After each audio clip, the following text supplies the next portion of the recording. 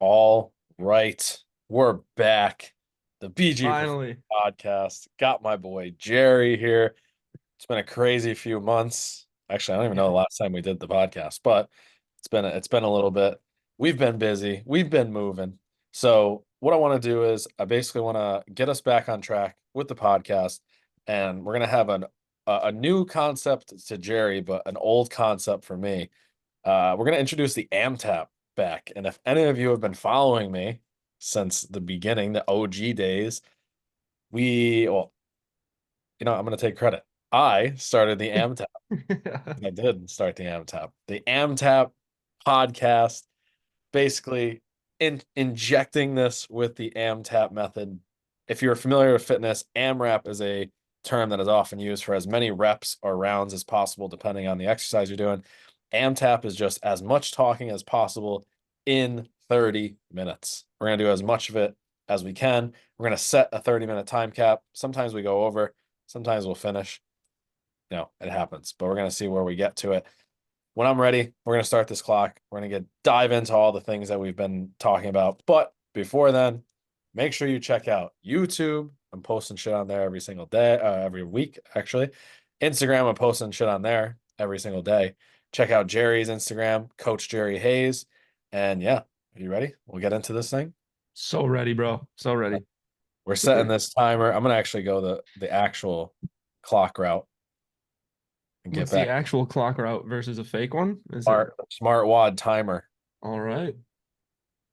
as opposed to just a regular timer. Are you ready? Yes, sir. Yes, sir, I am. You're ready. Let's go.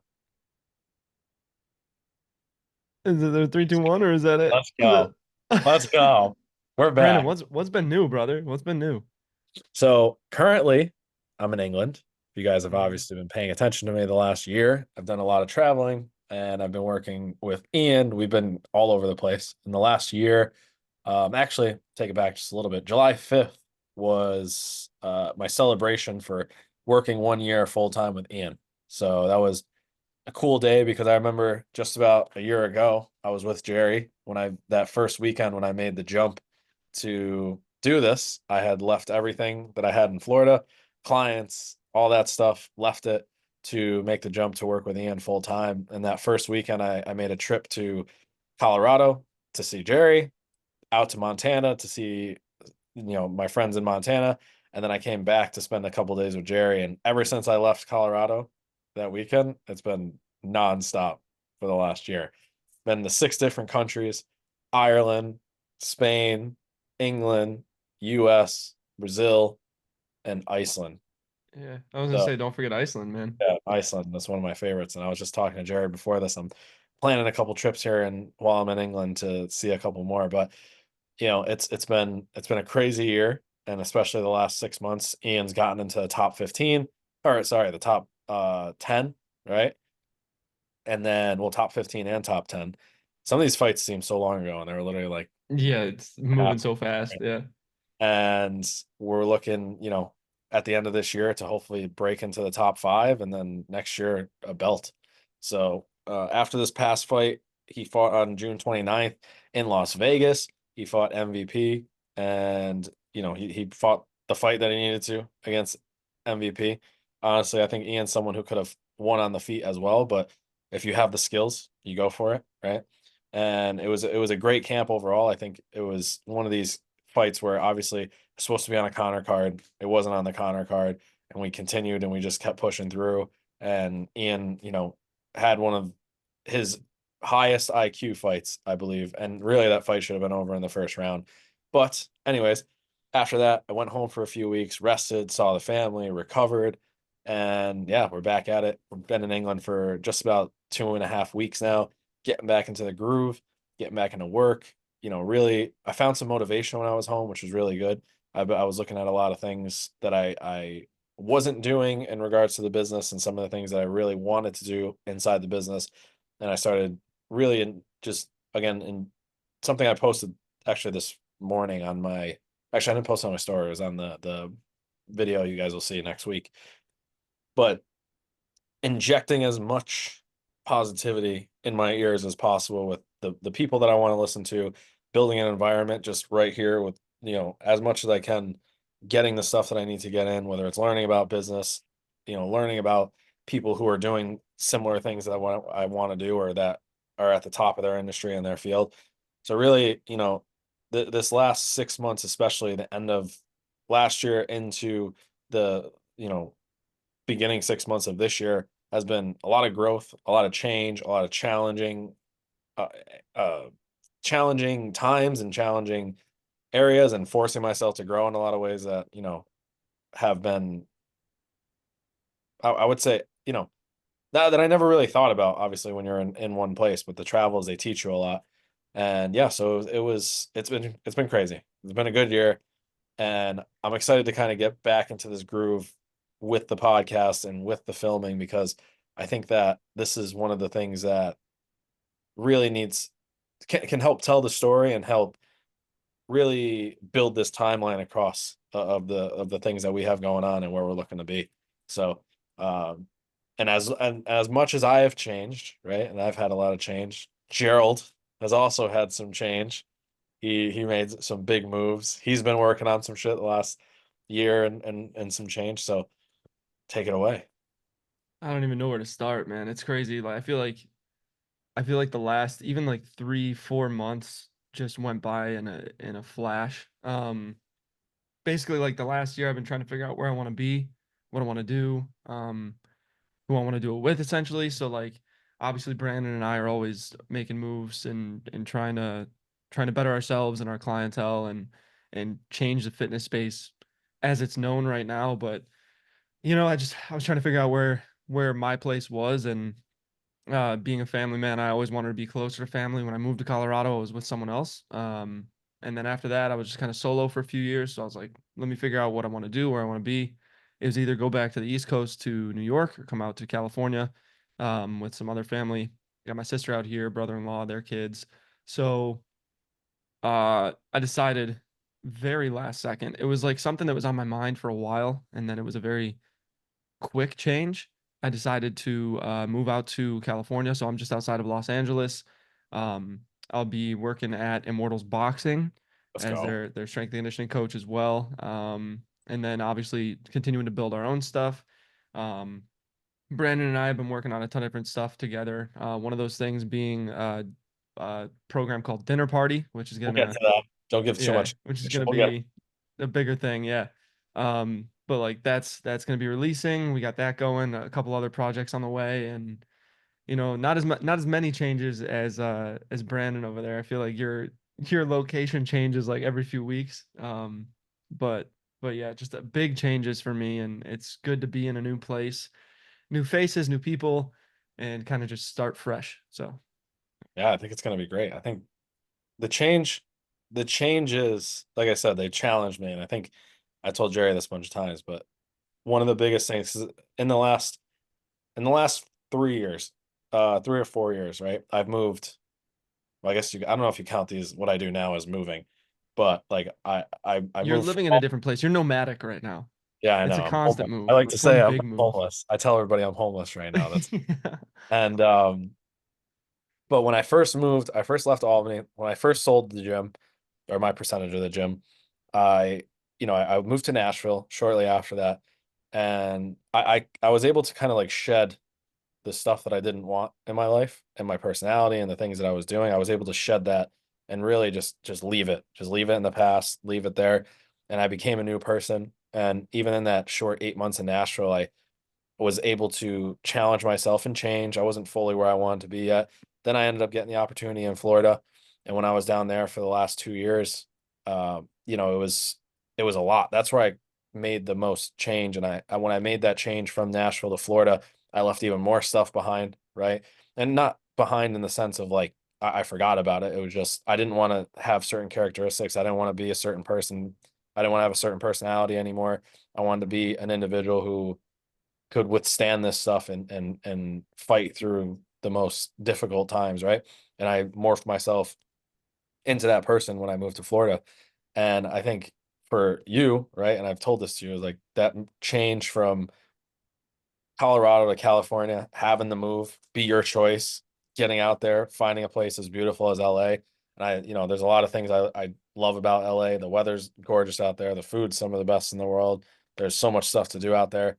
And, I think it's opportunities. And even in the places, like I said, for me, over the last, especially the last, we'll say, obviously the last year, but like the last 6 months was being able to find myself in all these places because I like to change, right? And I do like to change, but sometimes it's hard when you're not in the same place or you're living out of a suitcase or you don't ever like actually settle into a place or it's just kind of like these jumping places and things kind of happen so quick where the last 6 months where we kind of settled in, right? A lot of that travel of the 6 or 7 countries we went to was in that first 6 to 8 months of the year of the last year.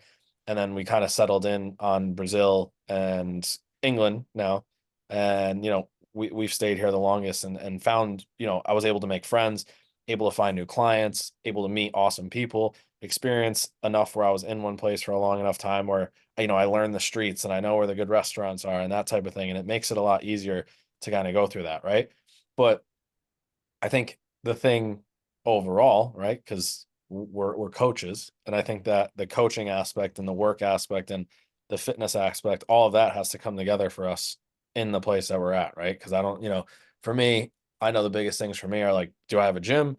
Am I able to kind of like do the things that I want to do outside of that, and am I able to still coach, right? And those are the only things I really worry about, and everything else is either a added bonus or I just don't worry about it. So yeah, I think with the change, obviously, I've had a lot of change, you've had a lot of change, and I think that the one thing I consistently want to see in myself is growth and evolving into that next step. And I think that, you know, these points now where we're able to come together, have these conversations, and take these experiences are only going to improve not only the quality of the podcast, but the quality of anybody who listens, and then obviously our lives in general. Because for me, even every single day, I'm looking to improve, right? And every single day, I feel like I'm a better version of myself, whether it be because of the books I read or the experiences that I have, or the signing up for the triathlon, doing things like this, where I have to force myself to become a better individual, right? Because you don't just like do that stuff and that's it. Like you have to train, you have to be disciplined. I've been, it's only been a couple weeks now, but it's like waking up and doing these things and consistently training and putting it in. Like it's never been an issue for me, but it's like now I gotta add running, I gotta add biking, I gotta add swimming. Like all of this is just adds on top of each other, and it creates something that can be beautiful if you let it be beautiful. And I think for us, the constant change, and now you'll settle into LA, obviously, and that's one of the things we'll talk about is like settling into LA. But I think the biggest thing is allowing yourself when you need to change, like not becoming scared by that and like losing sight of it, right? Get in there, change, adapt, do the things you need to do, and just move forward. So yeah, and I think with so where we're at, right? A lot of change, a lot of things that are coming together, but you found the gym, you're working at Immortals. What has been one of the biggest things impact wise, even in a short time you've been to LA, that you found to be, you know, a positive, and then what are the things that you've kind of left from Colorado? You don't have to get specific, but Yeah. uh we don't we can do it.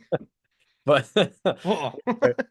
we can talk about some of that stuff and the positives and the negatives. Yeah, I mean, I think you made a good point about like adapting, and I think moving one originally from New York was like the biggest step I've ever taken in my life. Obviously, I New had York's no family. this it always makes me so angry because I'm not going to get into it in detail, but I love New York. I love New York. I Yeah. really do. When I was home this last time, there was so much. I was like, oh, I love this. I love the track. I love obviously my friends and family, but Yeah. like they just, uh, anyways. It's a different mindset. So like that's I think moving was huge for me mentally for two reasons. I'm very affected by weather. So like if it's cloudy outside for too many days, which in New York it seems like you'll go 2 months without seeing the sun. I'm just Yeah. like, nah, I don't want to do anything. I just want to stay in, do nothing. But also like I feel like the sunshine is what I was chasing. But also when I was in school, I remember seeing like map of the US and you see all these different states and they're turning red, red, red, red, red for all these like increased risk of chronic diseases and all this other stuff. Colorado was always the last one to change. It's the healthiest state, the most fit state. So I was like, I want to be around those people. Those are my people. Um, but also like, and I'm sure you could see this pattern in Albany too. Like it's not just the the the west side of New York. It's literally the entire Northeast. They get stuck in this mindset of like, I'm okay with things being shitty. I'm not going to change it. Mhm. Um, I'm not that person, and you're obviously not that person too. So taking the move was one of the biggest things because people in the Northeast tend to fall into that complacency and like being content. And I don't like that. I don't want to sit in that complacency. Um, so not only like surrounding myself with the right environment, but the right people and the right mindset helped me grow, but also like not knowing anybody and having to adapt to that is huge. And I'm going through the same thing here in LA. I a little less this time because obviously I have family out here, but one of the things I want to leave in Colorado is like I feel like I didn't have my place. I feel like I found my people, but it wasn't my place. Or Yeah. sometimes it was the same thing, like I found my place, but I didn't have the right people. And Yeah. not to say that I didn't have the right people there. I need family. Being a big family guy, and you get the same thing coming from the same family. That's how it works. But I think the thing that I'm looking forward to the most is just being surrounded by people that I love, people like close to me, people I could share things with, people who have a similar experience as I do, coming from New York to another state.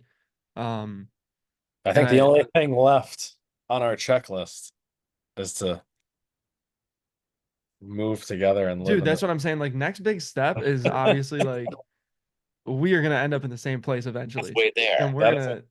gonna. What'd you say? No, I said that's gonna be the next big change. One of these days you're gonna see us together in Yeah, this room doing the podcast, and it's gonna be we're a gonna we're gonna start on Zoom just to trick people, and it's gonna be two cameras, and then we're just gonna shut one off, and the camera's just gonna slide over. It's just gonna be us next to each other. I think one of the things we can talk about with all of this, right? Because you gave some really good insight there as to, the positives and the negatives. Like, I think for me, one of the biggest things I get asked and that I, you know, have struggled with to a certain degree is with all the travel is keeping up with the business, keeping up with the fitness, keeping up with all this stuff and finding routine and finding, this cycle of like this constant change and how do you find the constants, right? And I think, for me, being in a opportunity where I get to go to these places, right? I get to go to these new countries, I get to go to these new places. For a while I struggled. Like, so I remember Hmm. the first month of doing this travel thing, like month and a half, I was in Brazil and I was like losing my mind, bro. And did I make the Yeah. right decision? Like, what's going on? Cause like I was never cause it felt like vacation, right? And it felt like, all right, well, I'm here to, enjoy it, blah, blah, blah. Well, And you don't especially stick when you're living to out it. of like a suitcase or a duffel bag, it Yeah. literally like you It's feel like, like it's not stable. oh my God. And then you're in Brazil and you're trying all these new foods and you're meeting all these different people. And I got there and I just kind of like didn't have a schedule for like 2 weeks.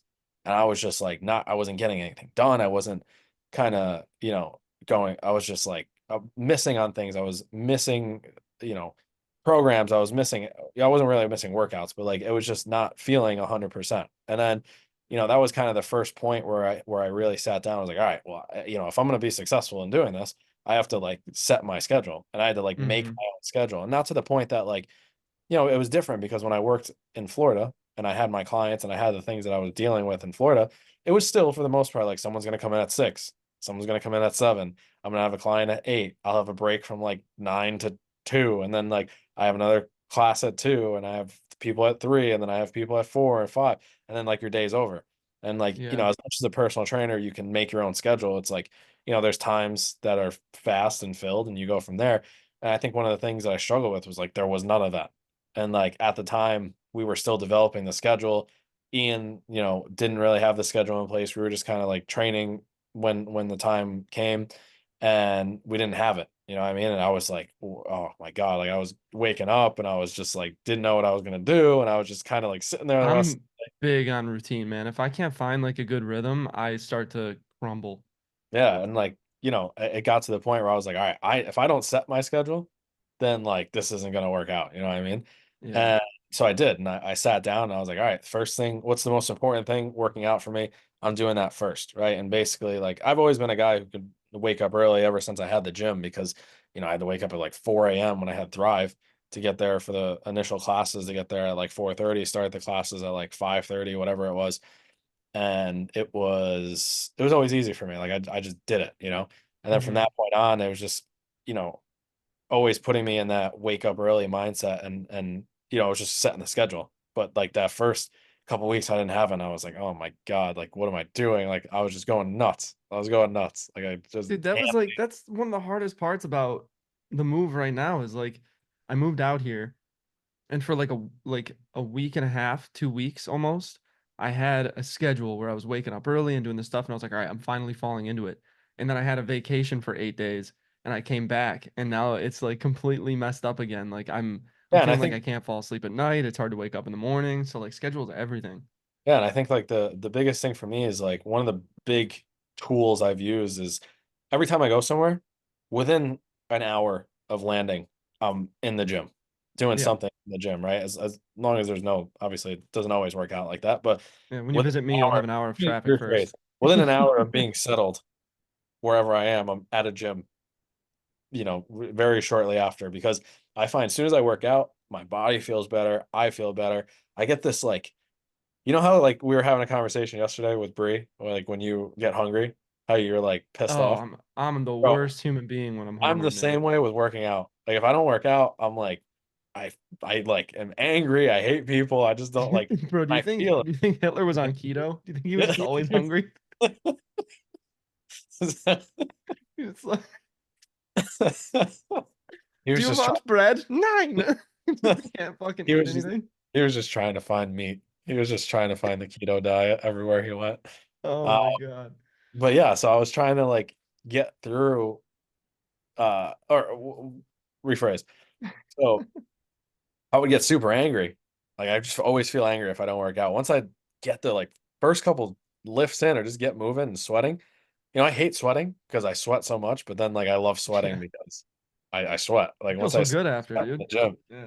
and I feel good. I feel like $1,000,000. So like, that was one of those things where I'm just like, all right, no matter what, I gotta work out in the like first thing in the morning, do something. It doesn't have to be like whether it's the full workout, whether, whatever, but like I gotta do something. And that's when I started to really kind of like get into a groove with all this travel because bro, I've had some times where the change was like absurd. Bro, I remember the one time I got sick in Iceland. Like when I was in Iceland, I was like, Oh, I forgot about bro, that. I was like, dude, I couldn't move for 4 days because we went from, not to mention the week before that, Ian decided on like a day's notice that we were going to Spain. So we were in England. We were here where I'm at now in England. A day later, we went to Spain for 2 days. Then we went back to Manchester, and then we went to Iceland. And that was in a 5 day stretch. Dude, that would murder me. Oh my God. And then Because by you the can sleep on planes too, right? You can fall asleep on them. to a certain degree, I can sleep on planes, but like this was like a short flight to Spain. We trained jujitsu like hard as hell for 3 days. Then we took a flight to Manchester, met barely slept on that plane, stayed up all night to watch the garbage that was the KSI Dylan Dennis, Logan Paul shit. And then barely slept that night because I wanted to watch Paul Hughes, who I train, Yeah. a fighter from Ireland who had fought that night. He KOs the dude. We had a flight 2 hours later at like 2 a.m. 4 a.m. We're on the plane to Iceland. Got to Iceland, and then I went through this whole thing, had a couple days of hard training, barely slept. And then I woke up on Thursday and I was like, oh, move. It just, my body was hurting. You And woke up dead, bro. we got stuck in Iceland because it's pretty common with the volcanoes when they get ready to erupt, they like cancel the flights just to be Ah, safe. yeah. So we got stuck there in actually like 2 or 3 days. And for those 2 or 3 days, I was literally didn't move from my bed. I think I ate like 4 grapes in the span of 48 hours. The universe But helped you out on that one by getting oh those my God. volcanoes going. Yeah, but then yeah, and then from there we kind of settled back in England. Then it was just more travel. But that was, like I said. Besides that, I've had a very good run of like finding these places, getting in there, getting to the workout, enjoying the day, and like getting right on schedule. Because for me, that's like the routine is such a big part of this that as you start to travel, you start to learn this stuff. But even like in your daily life, like I think one of the biggest things that helps for you, right, in California is trying to figure out what's my schedule, right? And as you have this opportunity, it's like, okay, what are the most important things for me in my day? Like, what are the things I want to do the most? And then from there, those are the first things you do, or you do those as soon as possible, or you make the time for them, whether it's later in the day or however that is. And then the rest of the day fills with the things you have to do, right? You have to work, Hmm. you have to, chores, tasks, errands, whatever you have to do. But that seems to me to be one of the biggest things. And I made a post this week about the BGPerform guiding principles. If you haven't seen that, it's on my Instagram. But these are just some of the things, like if you can carry this with you in every aspect of training, you're never going to be feeling lost, and you're never going to put yourself in a position where you can't handle the situation, right? And I'll read them just because they're right here. But I think like one of the things to talk about, like movement, number one, right? Find a way to move. And we'll have an episode about this, but for the last 2 months religiously, I've been 10,000 steps a day minimum. And it's changed physically, it's changed. It's given me time to think, but it's kind of given me an opportunity and found to see how effective something as simple as like 10,000 steps a day is for, me, someone who trains all the time, right? And now imagine someone who doesn't even train and looks at training as like this big this big thing that like they can't get in front of or they can't get ahead of. It's like this is how you get ahead, right? Hmm. 10,000 steps, as simple as that. It's like an hour 15 of walking, right? And that's if you do it straight. If you move throughout your day consistently, you're done with it by the Yeah, end of you your add day. up even like Good, little right? trips to the fucking bathroom or Exactly. Stuff like that, kitchen like or yeah. little walks, taking these things, right? Like they're so important, right? And then sleep, allowing yourself the most amount of time in bed. I think people get fixated on this, you know, 6 to 8 hours of sleep. And if you do, like that's fine because that's where we need to be, around that 6 to 8 hours. But you need to realize that like if you're giving yourself 8 hours of sleep, like you're getting in bed at 8 hours, you're really maximally only going to get like seven, right? Hmm. And now imagine if you give yourself only 7 hours of sleep, you're really only going to get six.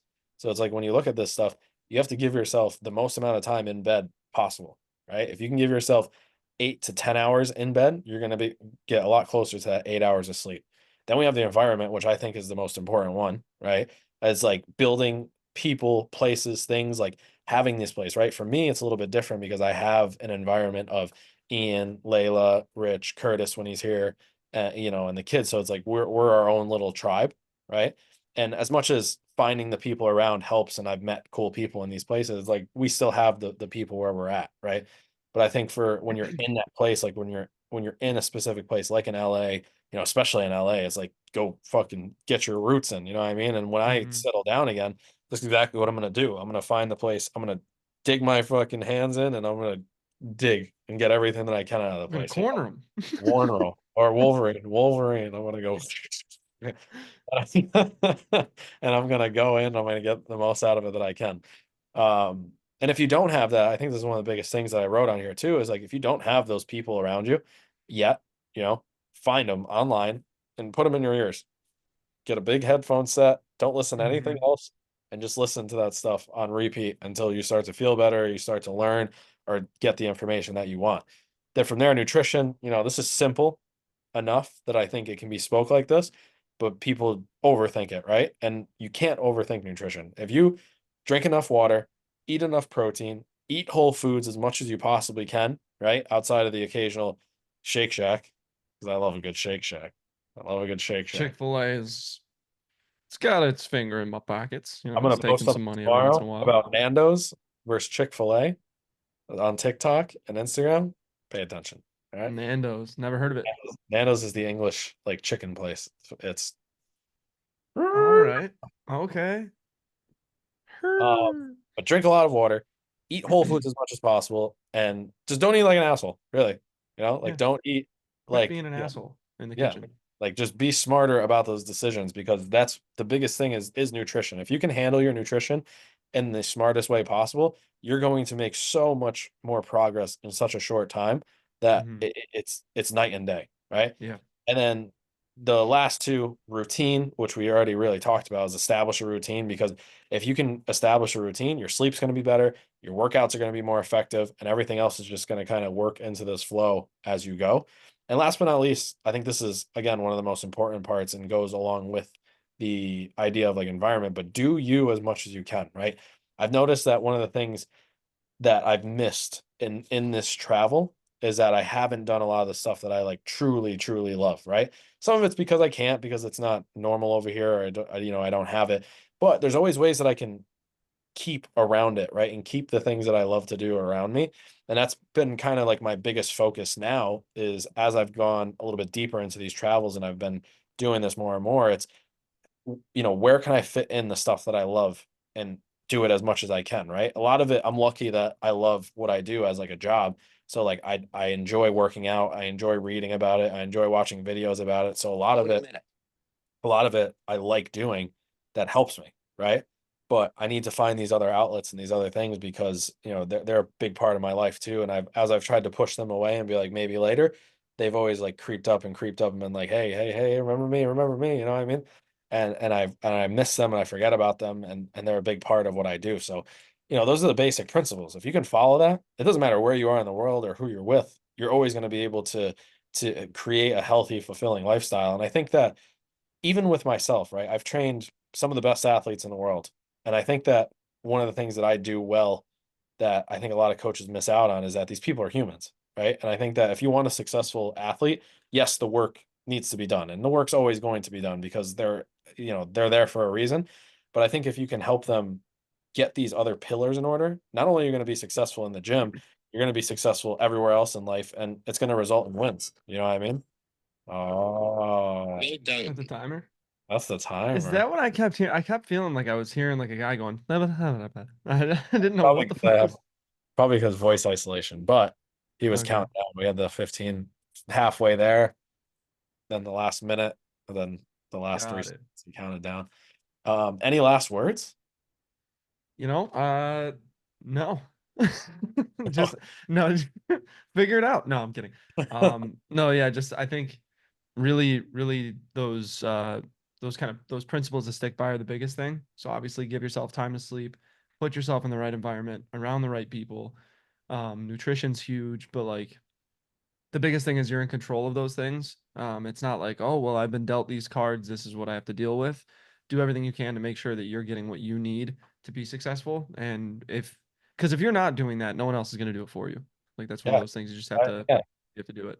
And I think it's a good place to stop it, because I think we can dive back into this a little bit more in the next conversation. And Hmm. yeah, one last question. Yeah.